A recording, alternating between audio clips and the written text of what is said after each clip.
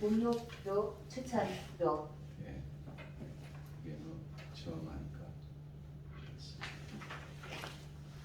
네, 오늘 하나님 말씀은 한 절입니다. 로마서 8장 32절입니다. 자기 아들을 아끼지 아니하시고 우리 모든 사람을 위하여 내주신 이가 어찌 그 아들과 함께 모든 것을 우리에게 주시지 아니하겠느냐.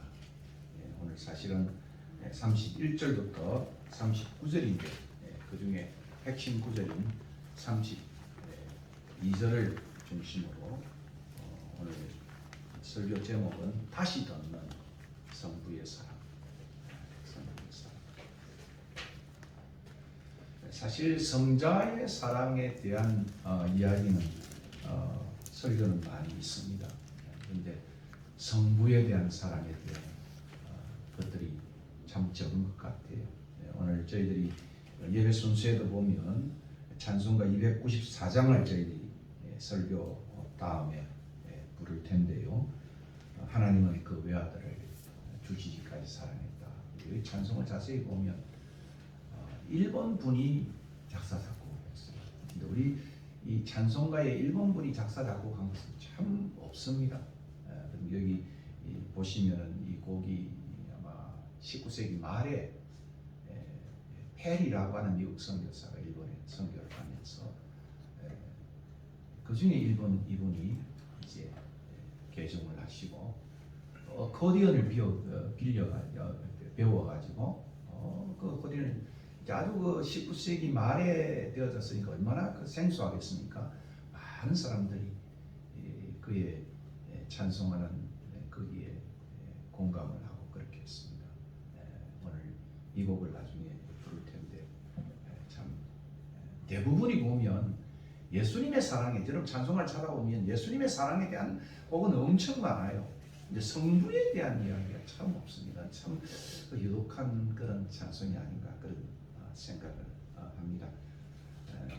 오늘 1월 30일 우리 음력 달력으로는 한 해 마지막 주일입니다. 참 우리는 신정과 구정을 세는 아주 참 그런 설을 좋아하는 민족 같아요. 설을 좋아하는 민족 같습니다. 한 해를 보내면서 아쉬운 점이 무엇이고 또 감사할 점은 무엇인가. 아쉬운 점은 참 사랑하지 못했던 게 제일 큰 아쉬운 것 같아요. 그리고 감사할 점도 참 우리가 이 땅에 하나님이 오늘 본문 말씀처럼 그 아들을 우리를 위해서 이 땅에 보내셨다. 아마 우리의 평생 동안 가장 감사의 최고의 1순위라고 한다면 아마 이거 아니겠습니까? 이게 없다면 우리가 어떻게 여기 앉아 있겠습니까? 참 그래서 대강절은 기독교의 어떤 절기보다 더 의미 있는 절기입니다. 한 해를 마지막할 뿐 아니라 한 해를 또 맞이하는 그런 점에서 대강절은 참 의미가 있는 것 같습니다. 무견 한 해를 뭐 내일이면 우리가 이제 완전히 떨이를 합니다. 아낌없이 보내고 새해를 맞이하고 있습니다. 아마 여러분 카톡에도 보면 그죠? 많은 지인들이 복 내려온다. 요즘 흑범이 올해 그건데 수많은 이제 새해의 인사들을 나누고 있습니다. 뭐 우리 소원은 새해는 빨리 코비가 종식이 되어지고 또 일상이 회복되어졌으면. 그런데 아마 뭐 여전히 우리는 또 내년에도 또 마스크를 쓰고 있어야 하지 않을까. 마스크가 우리의 새로운 일상이 되어 버렸습니다. 이런 바람을 우리가 안고 있습니다. 지금 이 상황에서도 여전히 감사해야 할 내용이 있다면 어쩌면 바울의 이 고백 아니겠습니까? 바울의 이 선언 아니겠습니까? 자기 아들을 아끼지 아니하시고 우리 모두를 위해 본문에는 그를 내어주신 이가 자기 아들이죠. 독생자 아들이죠. 어찌 그 아들과 함께 모든 것을 은사로 주시게 않느냐. 그 아들 내어주는 것을 끝나지 않다는 거죠. 그 아들 때문에 우리에게 모든 것을 주셨다. 아마 이게 기독교의 참 방점이 있는 기독교의 진리입니다. 아들 하나 주었다고 끝난 게 아니죠. 그 아들로 인해서 모든 것을, 정말 모든 것을, 천국을, 구원을, 생명을 다 주었다. 그렇게 말하고 있습니다. 아마 33절은 더 흥미로운 구절이 되겠습니다. 한마디로 십자가의 이 대속적 사랑은 어떤 상황에서도 우리가 잊지 말아야 할 감사의 원천인 것입니다. 여기 내어주었다 하는 말 속에 그 아들을 고난 속에 죽음으로 던졌다는 말이 있기 때문에 어쩌면 요 표현 속에는 십자가의 사랑을 함의하고 있다, 그렇게도 말할 수 있습니다. 한마디로 십자가의 이 대속적인 은혜와 사랑의 이 구원론적인 의미는 저는 신비라고 생각해요. 십자가의 신비입니다. 참 다 깨달을 수 없어요. 제가 학생들에게 늘 그 이야기를 합니다. 여러분들이 십자가를 정말 깊이 있게 설교할 수 있다고 한다면 여러분은 설교의 정점에, 설교의 깊이에 이르렀다. 제가 자주 그렇게 언급을 하고 있습니다. 존 스타트라고 하는 신학자의 책도 그의 정점은 십자가입니다. 마틴 로이드 존스의 책도 십자가가 정점을 이루고 있습니다. 그 십자가 아래서 존 스타트는 제자도라고 하는 책을 마지막에 남기기도 했습니다. 그렇습니다. 오늘 십자가의 이 대속적인 은혜와 사랑의 이 구원론적인 의미는 저는 더 나아가서 십자가의 신비로만 끝날 것이 아니라 오늘 제가 설교하는 내용이 바로 실론적 신비입니다. 실론적 신비.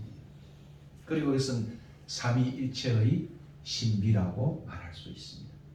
그러므로 우리의 축도는, 여러분 설교의 늘 끝에 있는 축도는 고린도후서 13장 13절에 있는 신약의 이 축도는 이 구원론적인 사건이 주 예수 그리스도의 은혜일 뿐 아니라 하나님 아버지의 사랑이며, 그리고 이 모든 구원론적인 사건은 성령의 교통하심으로 이루어졌다. 축도의 세 가지 아닙니까? 주 예수 그리스도의 은혜와, 저는 거기다 앞에 붙입니다. 자기 아들을 아낌없이 보내신 하나님의 크신 사랑과 성령의, 부흥사를 거기다 너무 많이 붙여요. 그러나 간단한 성령의 교통하심, 성령의 교통하심, 성령의 코이노니아예요. 성령이 코이노니아, 삼위일체의 이 코이노니아를 이룸으로 인해서 우리가 이 하나님의 십자가의 이 놀라운 구원의 역사를 깨우치고 그것이 우리에게 적용되어지는 것입니다. 어떤 신학자는, 몰퉁만이라는 신학자는 제가 다 그의 신학을 받아들이진 않아요. 그러나 이 사람의 신학 속에, 책 속에 Crucified Messiah라는 책이 있습니다. 십자가에 달리신 메시아라는 책이에요. 근데 이분의 신학의 깊이는 참 이 책에서 그는 설명하기를 십자가에 달리신 하나님의 외아들, 그 예수 그리스도의 고통 배후에는 고통하시는 성부 하나님이 계신다. 참, 그죠? 그 깊이가, 십자가에 달려있는 그 예수의 고통의 배후에는 무감한 아버지가 아니고, 우리 아버지는 그죠? 좀 무감하잖아요. 어떤 면에서는. 물론 아버지는 속으로 울지만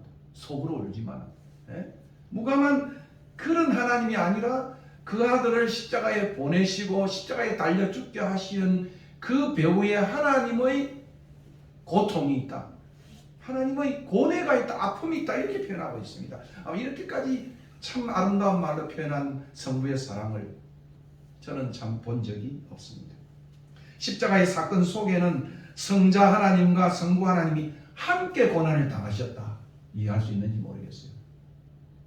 성자의 고난과 성부의 고난이 함께 어우러졌다. 우리는 그 비밀을 못 보잖아요. 그 신비를 못 보잖아요. 예수의 그 고통스러운 모습만 우리는 그 조각을 통해서 그렇게 보지 않습니다. 그러나 그 배후에는 아버지의 고통이 있다. 아버지의 고통. 그 아들 보내신 아버지의 고통이 있다. 이렇게 표현하고 있습니다. 십자가 사건 속에 감추어진 이 성자와 성부 하나님의 이 고난은 성자 하나님의 은혜로우신 대속적 사랑의 행위이며 그 아들을 버리기까지 하신 성부 하나님의 말로 다 할 수 없는 사랑의 행위인 것입니다. 한 행위. 아마 여러분이 자녀가 아파 보면 그죠? 그 아픔을 알지 않습니까? 대신 내가 아파하고 싶은 마음을 부모면 다 갖는 거예요. 부모는 다 갖는 거예요. 아마 그런 의미, 제가 나중에 좀 더 설명을 드리게요. 이 십자가의 사건 속에는 고난과 사랑이 함께 떡칠되어 있는 거예요. 어우러져 있는 거예요. 결합되어져 있는 것입니다. 그러니 사랑은 아픈 사랑이죠, 사실은. 여러분, 사랑은 아픈 사랑이 아닙니까? 예? 사랑의 아픔을 견디지 못하고 누리지 못하면 사랑할 수 없는 사람이잖아요. 그건 부모와 자식 간의 사랑만이 아니고 부부의 사랑 속에서도 그렇고 모든 사랑은 아픈 사랑이에요. 염려하는 사랑이니까. 예? 그래서 저는 이 두 분 하나님이 함께 고난과 사랑으로 어우러져 있다 이렇게 말하고 있습니다. 십자가 속에 사랑과 고난이 어우러져 있다. 사랑과 예? 여러분 우리의 삶덕에 제일 중요한 것이 뭡니까? 사랑의 수고잖아요. 사랑의 수고라고 그러잖아요. 수고치 않는 사랑이 어찌 사랑입니까? 예? 믿음의 역사라고 믿음이 역사하지 않으면 그 믿음은 헛것이지요. 좋아하지 않습니까? 소망의 인내라고 말하지 않습니까? 소망이 인내하지 않는 소망은 그 무슨 소망이에요? 소망이 있으면 인내하지 견디잖아요. 바로 그 의미를 함께 하는 것입니다. 네. 이 모습을 어떤 목회자는 아주 참 적나라하게 표현을 했습니다. 한번 들어보십시오. 아들을 버리신 그 부도덕한 폐륜의 아버지가 우리를 사랑하신 하나님이시다. 이해할 수 있겠어요? 그 아들을 버렸다는 거예요. 내팽겨 쳤다는 거예요. 십자가에 내팽겨 졌던 그 폐륜의 아버지 아닙니까? 자기 아들을 내팽겨 치는 건 폐륜 아닙니까? 오늘 도덕적으로 말하면. 그 하나님이 우리를 사랑하신 하나님이다. 이 역사를 여러분 이 본문을 통해서 이해해보아야 할 것입니다. 그렇습니다. 하늘 아버지는 결코 무감하신 하나님이 아니십니다. 우리의 하늘 아버지는 자기 아들을 버리시기까지 우리를 사랑하신 하나님이십니다. 근데 우리 보통 세상의 아버지는 보면 이 earthly father, heavenly father 말고 이 세상의 아버지는 그죠? 좀 무감한 것 같고 엄마의 사랑은 뭐 애절하고 간절한 것 같은데 세상의 아버지는 좀 뭔가 좀 덜 된 것 같은 어머니의 사랑만 생각하면 깊지만 근데 우리 하나님 아버지 하늘의 아버지는 세상의 아버지와는 판이하게 다른 거예요. 이 하늘의 아버지는 정말 깊은 고뇌와 사랑과 무한한 것들을 가지고 있는 하나님. 그리고 우리가 육신의 이 세상의 아버지를 가지고 하나님 아버지를 생각하면 우리는 그 하나님의 사랑을 다 이해할 수가 없다. 그렇게 말할 수 있는 것입니다. 언젠가 우정의 무대에 그런 이야기 했다지 않습니까? 여러분 뽀빠이 그죠? 이상용 우정의 무대를 만들어서 거기 탁 엄마가 보고플 땐 그 노래만 부르면 뭐 벌써 군에서는 눈물 빠다지 않습니까? 그리고 저기서 엄마가 올라오면 엄마가 올라오면 이 병사는 짜여진 각본 있지만은 각본을 넘어서서 벌써 눈물이 걸성걸성하는 거예요. 엄마만 불러도 눈물이 걸성하는 거예요. 그러니까 아버지들이 난리가 났지 않습니까? 우리도 한번 출연해보고 싶다. 자기도 출연해보고 싶다는 거예요. 왜 꼭 엄마만 되냐? 그렇게 하도 때를 써서 이 우정의 무대에 아빠가 처음으로 출연했다. 아빠가 저기서 걸어오고 있어. 아들이 나타났습니다. 정말 서먹서먹한 시간이었대요. 만나자마자 요새 군대 편하다며. 아들은 아빠 바쁘신데 왜 오셨어요? 그러니까 이 우정의 무대가 이게 분위기가 안 잡히는 거예요. 그래 한 번 하고 끝났답니다. 그때 뽀빠이 이성경은 이제 아침마당인가 프로그램에 그랬습니다. 참 거기에 제가 감동을 받았어요. 그런데 아빠는 서글옵니다. 아빠는 서글옵니다. 참 마지막 그게 없었더라고 한다면 오늘 세상의 아빠들은 그죠? 다 그냥 슈렉처럼 갔을 것 같아요. 참 제가 그 이야기를 들으면서 많은 생각을 해보았습니다. 하늘의 아버지는 어떨까? 제 아는 강용은 이 고신에 있는 기독교 교수는 그런 이야기를 했어요. 자기가 5살 때 아버지를 잃었는데 5살 때 아버지를 잃었는데 아버지 하나님의 사랑, 성부의 사랑은 생각이 안 난다는 거예요. 아버지의 사랑을 받아본 적이 없으니까 생각이 안 난다네. 그래서 그게 그냥 공백으로 있었다, 자기 인생에. 예, 그것을 자기 설교하는 시간 아주 오래전입니다. 몇십 년 전인 것 같은데 그 이야기를 하더라고요. 아들의 고통과 함께 고통 당하시며 아들을 버리기까지 우리를 사랑하신 하나님이 바로 오늘 우리의 하늘 아버지, Heavenly Father이에요. 예? 아들을 버리시기까지 고통하시는 하나님은 우리 모두를 사랑하시는 하나님이신 것입니다. 그러므로 요한 사도는 요한복음 3장 16절에서 몰트만트 그 이야기를 해요. 이 본을 참 오늘 이 8장 31절과 연결시켜서 하나님이 세상을 이렇게도 사랑하사, 이처럼 이렇게도 사랑한 것인데, 이렇게도 사랑한 것이 무엇이냐? 그것은 독생자를 애독해 주셨다. 독생자를 주신, 예? 주셨다고 그랬는데 여기서는 애독캔으로 표현되어 있어요. 이게 주셨다고 표현했는데 우리 8장 32절은 이 디돔이라는 동사가 파라디돔이로 바뀌어요. 이게 내어주셨다. 내어주셨다. 그냥 주신 정도가 아니고 8장 31의 바울의 말씀에는 내어주었다. deliver up. 예? 버렸다. 이런 의미를 또 갖고 있는 겁니다. 아들을 버리기까지 하신 그것은 세상을 얼마나 사랑하신가를 보여주는 것이었다. 물통하는 이 두 절을 연결하면 정말 제가 와 박수를 쳤습니다. 박수를 쳤어요. 예. 다시 말하면 하나님이 세상을 이렇게도 사랑한 것인데 그것이 뭐냐? 독생자를 주셨으니 제가 토를 달고 싶습니다. 세상에 보내어 죽게 하셨으니 이는 저를 믿는 자가 다 멸망치 않고 영생을 얻게 하려 하십니다. 영생을 얻게 하십니다. 성부 하나님이 이 사랑이 길고도 긴 힘들고도 힘든 올 한 해를 보내는 우리 모두에게 충만히 임하시기를 정말 저는 기원을 합니다. 오늘 우리가 함께 읽은 로마서 8장 31절의 말씀, 자기 아들을 아끼지 아니하시고 우리 모두를 위해 내어주신 바로 이 말씀은 성부 하나님의 사랑을 가장 진국처럼 짜내어서 엑기스처럼 짜내어서 표현한 구절이다. 저는 그렇게 말할 수 있어요. 그래서 제가 요 아주 중요한 구절 속에 제 아내가 요 8장 31절부터 39절까지를 제일 좋아해요. 웨스민스에서 뭐 그냥 아파서 제가 처음 결혼하고 자기가 웨스민스에서 고통당했던 것들을 보면 이 구절이 자기를 살렸다. 뒤에 적신이나 칼이라 하나님이. 근데 이 핵심은 바로 요 32절이 키워드로 나와요. 키워드로 나와요. 제가 참 제일 좋아하는 설교예요. 오늘 보면. 올해 한 해를 가면서 제가 이 설교를 하려고 했는데 좀 흩었으면 내가 얼마나 좋겠습니다. 예. 뭐 그러나 동사로 만들어지니까. 우리 하늘의 아버지는 우리 모두를 위하여 자신의 아들까지 아낌없이 내어주신 분이시라고 말하고 있는 것입니다. 그렇습니다. 우리 하늘의 아버지는 인내가 한이 없으시고 자비가 넘쳐나시는 시편의 말씀처럼 그런 하느님뿐만 아니라 우리를 위하여 사랑하는 자기 외아들을 보내어 십자가에 내어주시기까지 고통을 감내하신 하나님이었습니다. 감내하신 하나님. 그렇기 때문에 우리의 작은 신음에 그죠?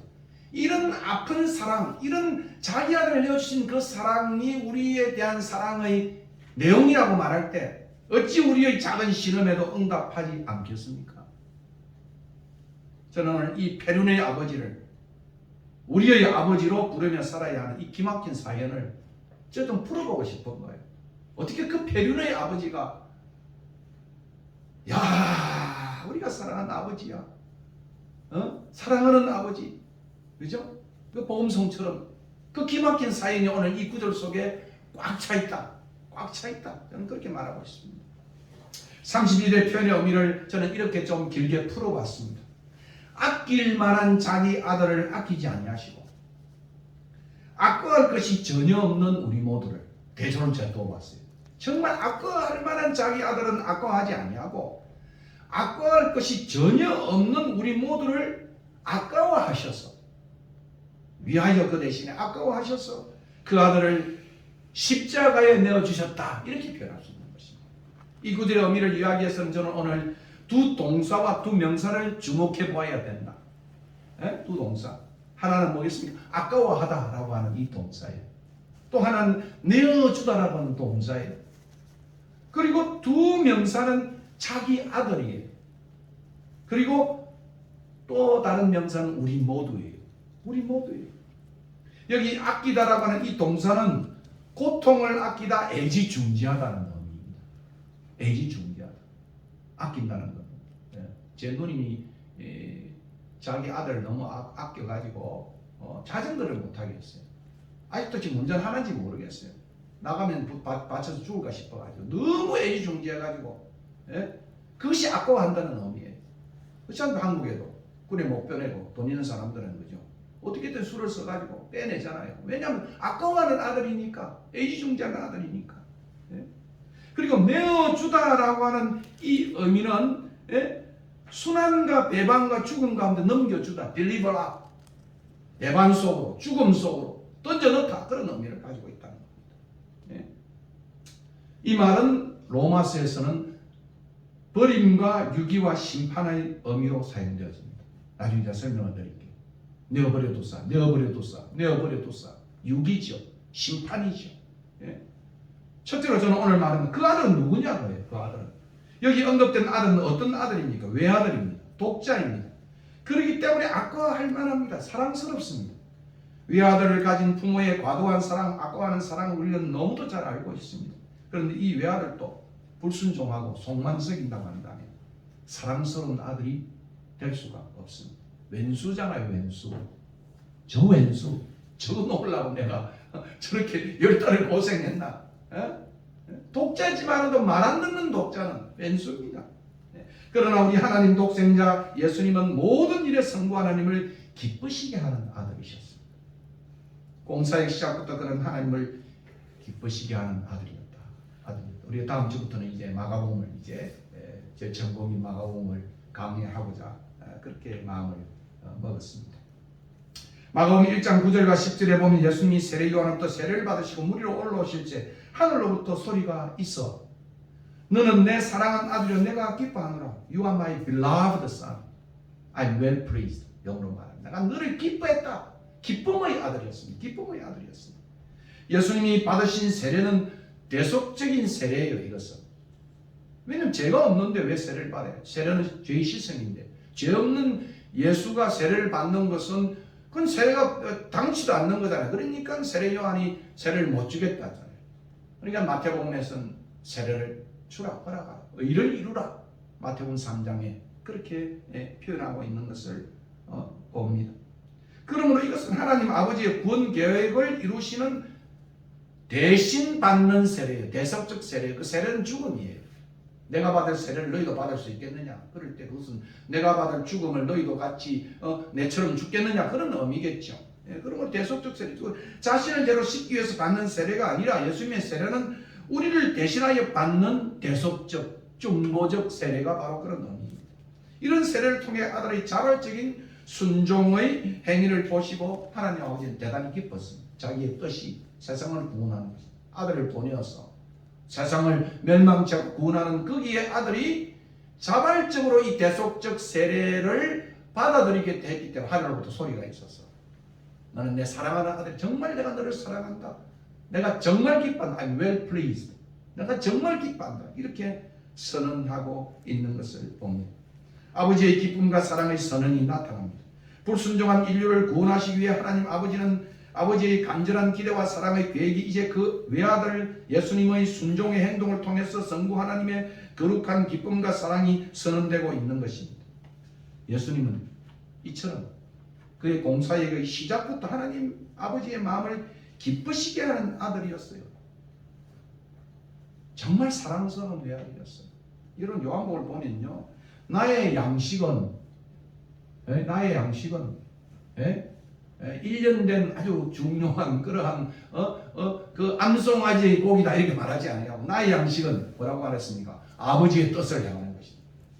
아들의 음식이라는 것은 즐겨하는 것이라는 최애의 음식은 아버지의 뜻을 향하는 것이다. 얼마나 아들의 그 의미를, 아들의 그 사랑스러움을 보여주는 것 아니겠습니까? 8장 39절에 요한복음엔 내가 항상 그의 기뻐하시는 일을 향함으로, 예수님은 철저히 아버지의 뜻을 따라 생애를 사신 기쁨의 아들이었어요. 사랑받는 아들이었어요. 순종의 아들이셨습니다. 우리가 지난번 설교를 빌리면 이삭이었습니다. 성부 하나님의 이상이었어요. 기쁨이었어요. 소망이었어요. 여러분 창세기 22장에 그 자기의 미래인 기쁨과 소망을 아까워하지 아니하고 하나님의 제단에다가 바친 모습을 우리가 보지 않습니까? 오늘 여기에 바로 그 의미가 결정적으로 나타나고 있는 것입니다. 그러므로 독생자 예수님은 성부 하나님이 지극히 아까워할 만한 사랑스러운 아들이었어요. 단순한 독자이기 때문만이 아니라 순종하는 외아들이기 때문에 하나님의 아버지가 정말 사랑하는 기쁨의 아들이었어요. 그런데 놀랍게도 너무도 대조적으로 32절에 언급된 우리 모두는 어떤 사람일까요? 우리 모두는 어떤 사람일까요? 로마서 1장 21절 이하를 보면 하나님의 형상을 따라 창조된 우리 모두는 하나님을 따라 불순종의 길로 갔던 사람들입니다. 하나님께서 자신을 잘 기억하고 섬기도록 주신 만물을 버러지의 우상으로 바꿀 뿐 아니고 자기들의 쾌락물로 삼은 자들이 우리입니다. 불의를 진리로 막고 불경건과 불의에 빠지는 사람들이 우리라고 바울은 고발하고 있습니다.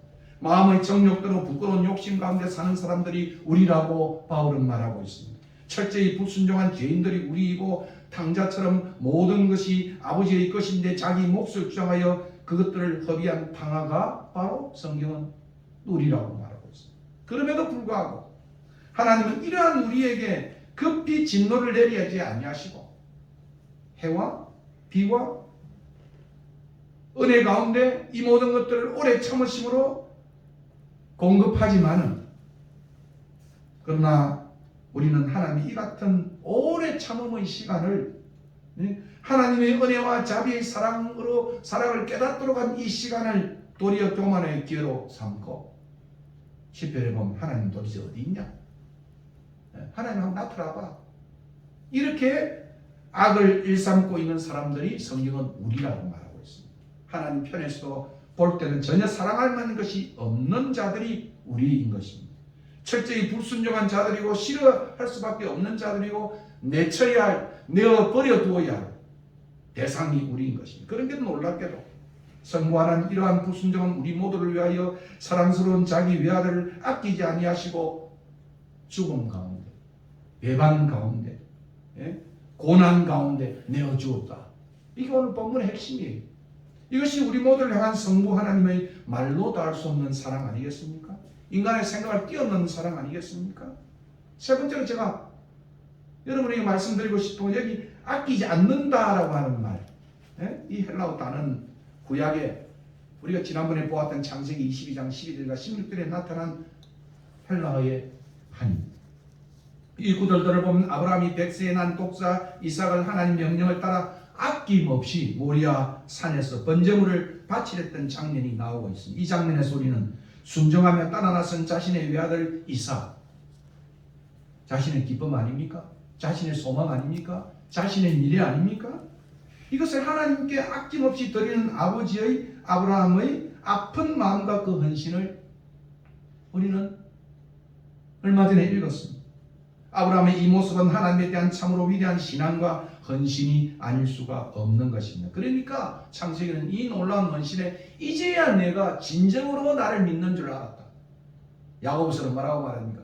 정말 이 믿음이 진짜 믿음이야, 찐 믿음이야, 참 믿음이야, 이렇게까지 사도는 말하고 있는 것입니다. 그러나 저는 여기서 반론을 두고 싶습니다.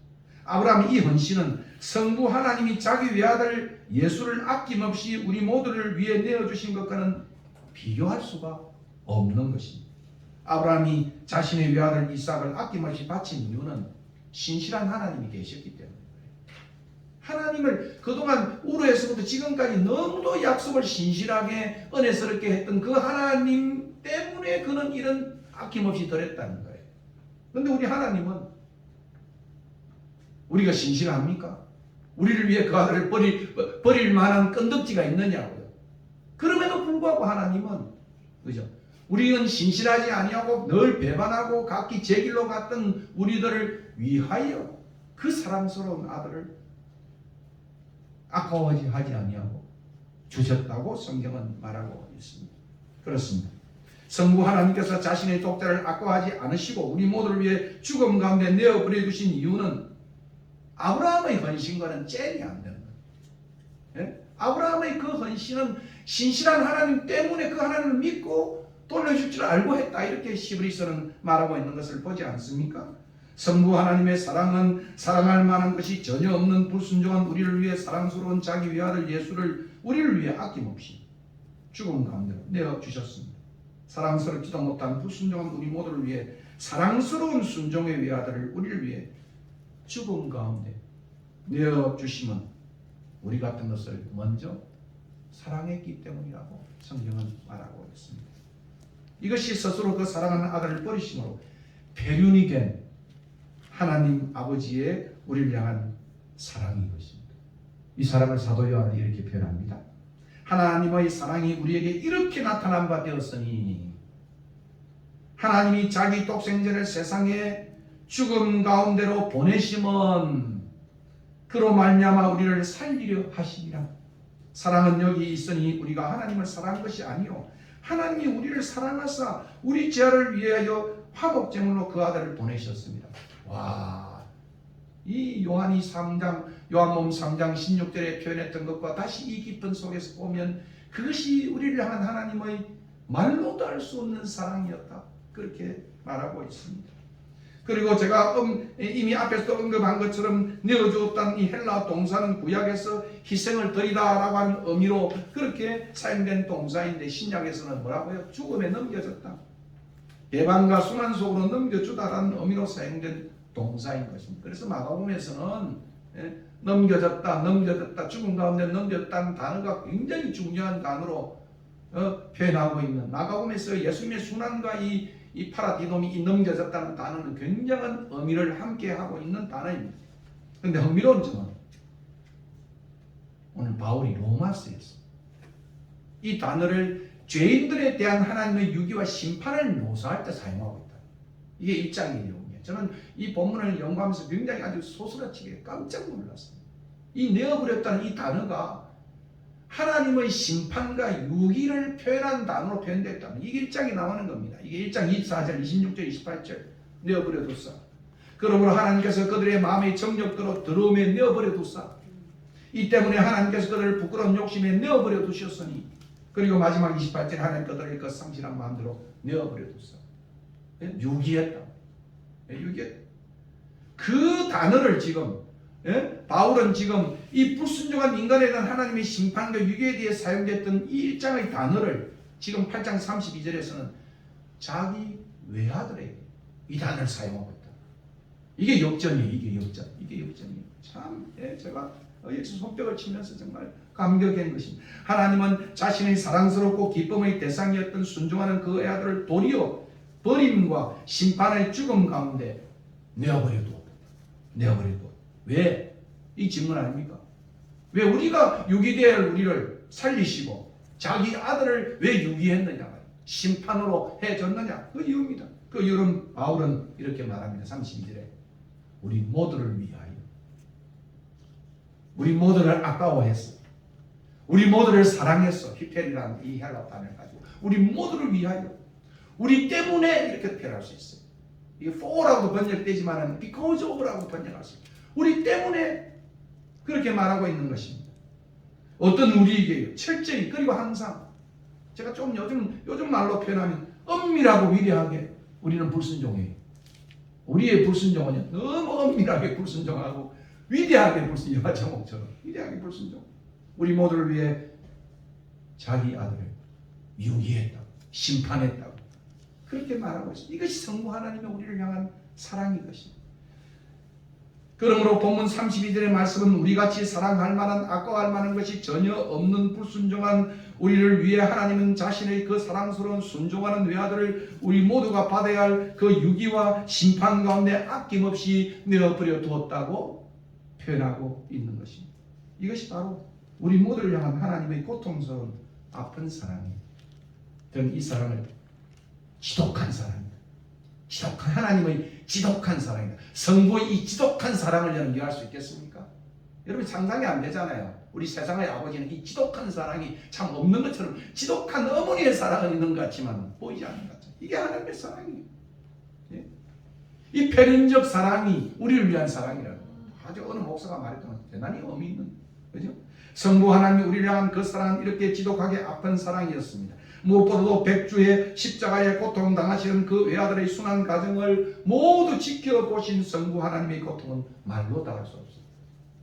십자가에 달려서 엘리 엘리 라마 사막타니, 나의 하나님 나의 하나님 어찌하여 나를 버리십니까? 그 말은 저는 역으로 해석하고 싶어요. 하나님 나를 구원하소서, 나의 하나님 제발 구원해 주소서라고 하는 구원의 탄원에 하나님은 아무런 응답이 없습니다. 예? 하나님은 부재한 것처럼 흑암의 빽빽한 그러한 그 흑암 속에서 백주의 그 아들을 처형시키는 그 장면에 하나님 어디 계셨겠어요? 문 닫고 계셨겠어요? 골방에 있었겠어요? 술잡수로 가셨겠어요? 예? 엘리야의 신들처럼 너가 하나님이 저 나가 있느냐 그렇게 말하기 아닙니다. 하나님은요 그 아들의 그 고통을 똑바로 주시하면서 그 모든 아들의 아픔을 다 지켜보셨어요. 다 지켜보셨어요. 부재지만은 현존이다 이렇게 말합니다. 그래서 이 장면을 어느 학자는 absence as a presence, 부재지만 현존이다, 무응답이지만 응답이다. 아들의 기도는 버리시고 우리를 언제나 기도하면 들어주시는 하나님으로 전환되어집니다. 이것이 바로 몰트먼이 말하는 지환이에요. 지환. 부재했기 때문에 언제나 우리와 동행하시고 하나님은 그 아들의 그러한 목마른 구원을 우리가 무응답을 했기 때문에 언제나 우리가 부르짖으면 들어주시는 하나님이 됐습니다. 그때 하나님이 그 아들의 구원을 들어줘서 우리는 기도할 수 없는 사람이 되어버린 거예요. 하나님이 자녀가 될 수 없는 거니까. 그 아들을 버리고 우리를 사셨으니까. 이게 굉장한 위대한 지환, the great, 이 지환이다 이렇게 말할 수 있는 것입니다. 이 절규의 아들의 외마디를 지를 때 그 모든 것을 지켜보시며 어느 분은 그랬습니다. 자신의 그 능하신 하나님의 팔을 펼치지 아니하시고, 아마 그 하나님은 팔짱을 끼시면서 이렇게 보셨다. 능하신, 그죠? 구약에 보면 그 능하신 팔을 펼쳐서 자기 아들들을, 하나님의 아들들을 구원했던 그 하나님, 이제 마지막 그 외아들을 그 구원의 그 시점에서 팔짱을 끼시면서 지켜보셨다. 전율이죠. 아버지의 참으심은 우리를 향한 그 아들, 자기 아들을 버릴 수밖에 없는 그 아픈 사랑을, 지독한 사랑을 우리는 여기서 만나게 됩니다. 팔짱을 낀 채 아픈 마음을 갖고 지켜보셨던 성부 하나님의 모습은 우리같이 못난 불순종한 죄인을 사랑하셔서 그 아들을 화목제물로 주셨던 아버지 하나님의 지독한 사랑이셨어요. 성부 하나님의 우리를 향한 사랑은 이렇게도 아픈 사랑이에요. 여러분 이 사랑을 알고 계시는지요? 저의 멘토이셨던 김유건 목사님은 큰딸 신이가 말기 위암의 극한 고통 속에 있을 때 지켜보았던 것을 언제나 간증했던 것을 저는 기억을 합니다. 밤이 되면 몰래 방에서 나와 극심한 그 말기 위암의 고통 속에 있는 딸의 모습을 그 방 안에서 나오지도 못하고 그 방에 숨어서 그 딸의 고통을 다 지켜보셨다 그렇게 말하고 있습니다. 자신의 가슴 아리를 간증으로 이야기한 적이 있습니다. 아마도 아버지로서의 딸의 고통을 지켜본 이 고통은 공산당에 의해서 부모가 학살당했던 그 죽음의 무덤덩이에 살아난 그때의 그 고통을 자신의 생의 25시다. 게오르기가 말했던 생의 25시였다. 그 죽음의 축창에 찔려서 말입니다. 그 신한 지도에서 말입니다.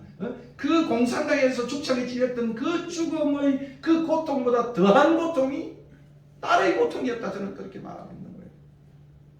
이렇게 막 표현합니다. 신이가 토할 때마다 나는 내 죄를 창자까지 토했고 자나 깨나 앉으나 서나 주님과 신이를 번갈아 부르며 숨쉬듯 기도했으나 그 다음에 더 절망적인 표현을 합니다. 내 생에 가장 애절한 기도는 무참히 거절당했다. 여러분 이 마음을 알겠습니까? 예? 그 아들이 아버지를 위해서 엘리 엘리 라마 사막다니라고 부르짖는데 그 아버지는 그 아들의 기도를 무참히 짓밟아 버린 것입니다. 왜냐하면 버려야만 우리가 살기 때문에. 예? 버려야만 우리가 살기 때문에. 사랑하는 형제 자매 여러분, 이것이 성부 하나님의 우리를 향한 사랑입니다. 하나님은 우리 같은 불순종한 죄인들이 받아야 할 그 무슨 유기, 버림받음과 심판, 내어줌을 우리에게 부어주지 않으시고 그렇게 사랑스러운 자기 외아들에게 부으셨습니다. 이 얼마나 엄청난 성부 하나님의 사랑이십니까? 이 같은 값진 사랑의 하나님의 사랑을 할 때 기독교는 예수만 믿으면 구원을 받는다니 너무 쉬웠으면 어떻겠다 라고 말할 수 있겠습니까?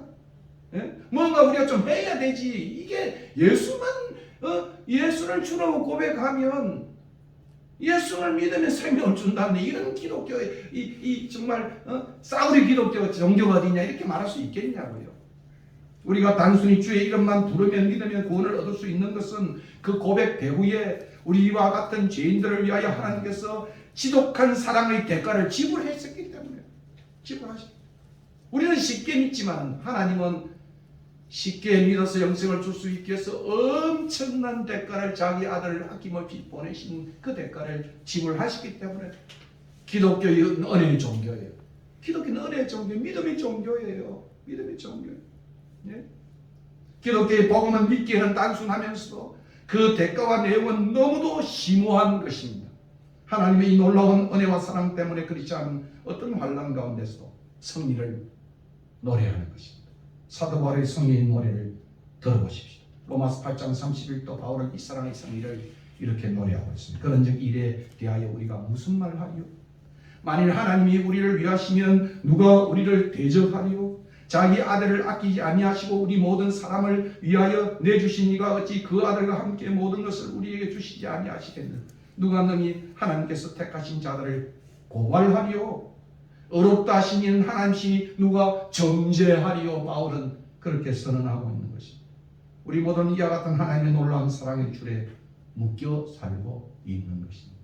환난도, 곤고도, 기근도, 핍박도, 적신도, 위험과 칼도, 코비도, 내 노경의 그러한 연약한 몸도 우리 모두는 이 사랑의 줄에서 끊을 수 없는 것입니다.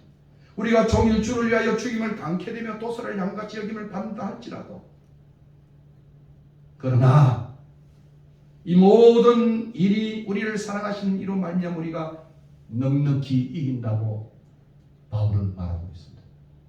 32절이 바로 그 동인이에요. 십자가를 지신 성자 하나님의 은혜와 자기 외아들을 아낌없이 주신 성부 하나님의 그 지독한 사랑과 이러한 놀라운 은혜와 사랑을 깨닫게 하시는 성령 하나님의 교통하심 때문에 우리는 이 힘든 시기에도 노래할 수 있고 감사할 수 있고 헌신할 수 있는 것입니다. 이것은 우리가 코비의 상황에서도 한 해가 마지막 주일을 보내면서 감사하는 우리의 이유인 것입니다. 바울의 확신의 창가를 다시 듣고 설교를 마치고자 합니다. 그런즉 이에 대하여 우리가 무슨 말하리요? 만일 하나님이 우리를 위하시면 누가 우리를 대적하리요?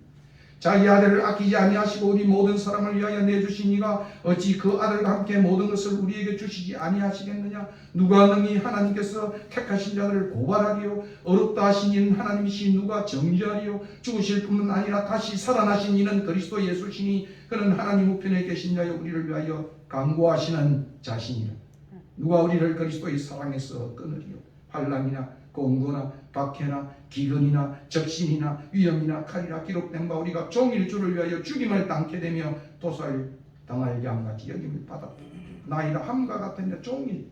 그러나 이 모든 일에 우리를 사랑하신 이로 말미암아 우리가 넉넉히 이기는 내가 확신하노니 사망이나 생명이나 천사들이나 권세들이나 현재이나 장래이나 능력이나 높음이나 깊음이나 다른 어떤 피조물이라도 우리를 우리 주 그리스도 예수 안에 있는 하나님의 사랑에서 끊을 수 없느니라. 아멘입니다. 아멘. 정말 아멘.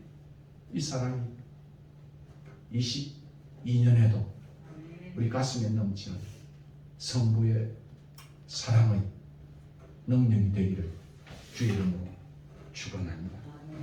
우리의 감사의 원천이 되기를. 저도 이 사랑을 알고 난 다음에 물러설 수 없잖아요. 인간관계도 물러설 수 없잖아요. 부부관계도 때통은 우리도 다투어요. 물러설 수 없잖아요. 예? 목회도 물러설 수 없잖아요. 이 사랑 때문에. 이 사랑 때문에. 함께 이 사랑을 찬송하며 마치고자 합니다. 294장. 294장.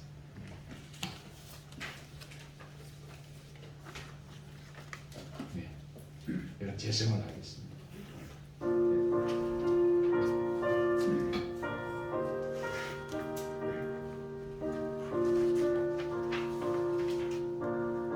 일본 사람입니다.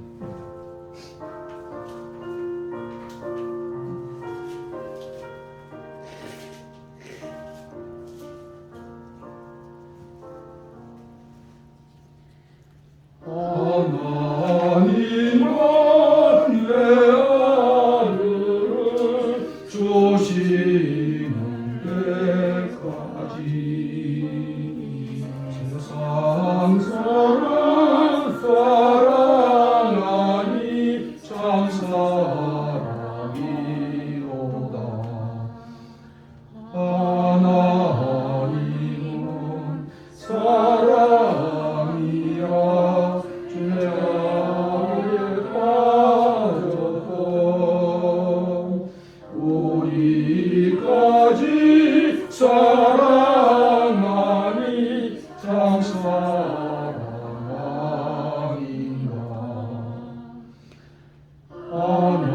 하나님을 대하고 멀리 떠난 우리 원수같이 대적하여 사랑하여 주네. 하나님은 사랑이라 죄악에 빠졌던 우리까지 사랑하니 참 사랑인가. 세상 간주입니다. 예.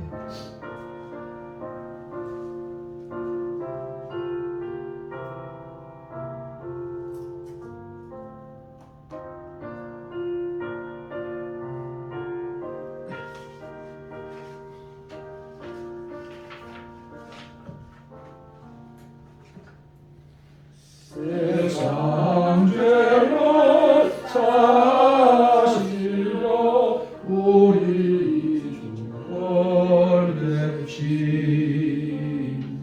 성자 예수 십자가에 고난 받으셨네.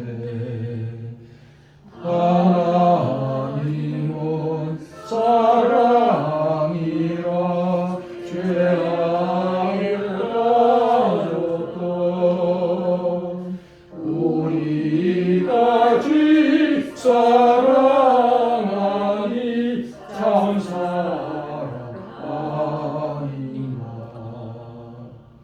이 사랑에 감사하여 또 주께 나오라.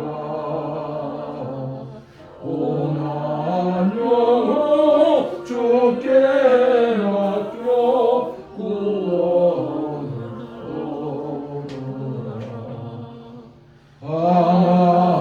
하나님은 사랑이라 죄악에 빠졌던 우리까지 사랑하니 참 사랑인가. 아멘.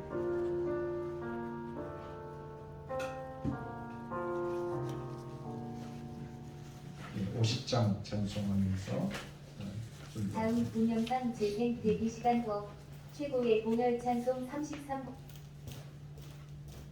상범님이 현재 재생 목록을 삭제함. 인기 폭발 호랑이 치킨 광고 맛있다 자구 먹고 싶어 광고 옵션.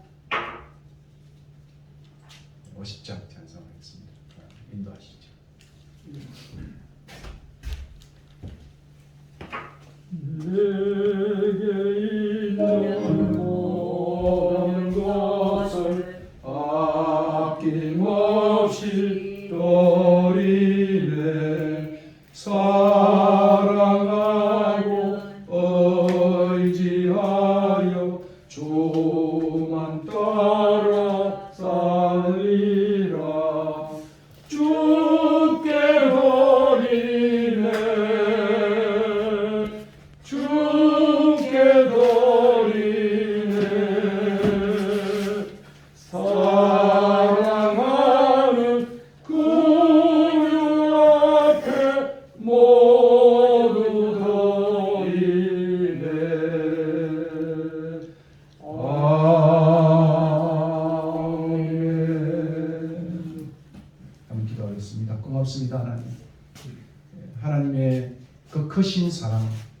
말로 닿을 수 없는 사랑을 오늘도 바울을 통하여 다시 한번 듣게 하시니 감사합니다.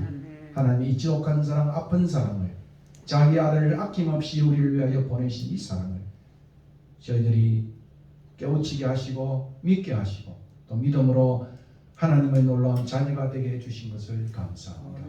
이 놀라운 하나님의 사랑 받아 우리가 살 때에 수많은 믿지 않는 사람들을 주님 앞으로 인도하는 주의 종들 되게 도와주시고 또 우리의 인생을 남은 일생을 받아주시고 고비의 위험에도 적신과 칼과 병과 모든 위험에도 하나님 우리를 지켜주신다는 이 놀라운 확신이 우리의 일생을 유지하게 도와주시고 우리의 자녀에게까지 이룰 수 있도록 주님 축복하여 주시옵소서. 적은 물질 주님 앞에 올려드렸습니다.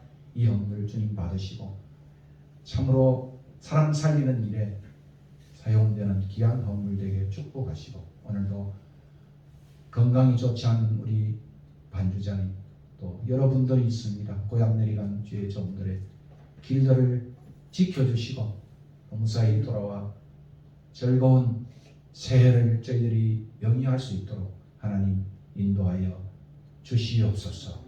이제는 우리 주 예수 그리스도의 은혜와 자기 아들을 아낌없이 보내신 하나님의 크신 사랑과 성령의 교통하심 오늘 말씀을 받아 참으로 하나님 사랑 가운데 살기로 다짐하는 주의 백성들 머리 위에 또 특별히 우리의 권석들 위에 한국교회 위에 5대 양육대주에 가 있는 선교사님들 위에 이제부터 영원 무궁토록 함께 있을지어다. 아멘.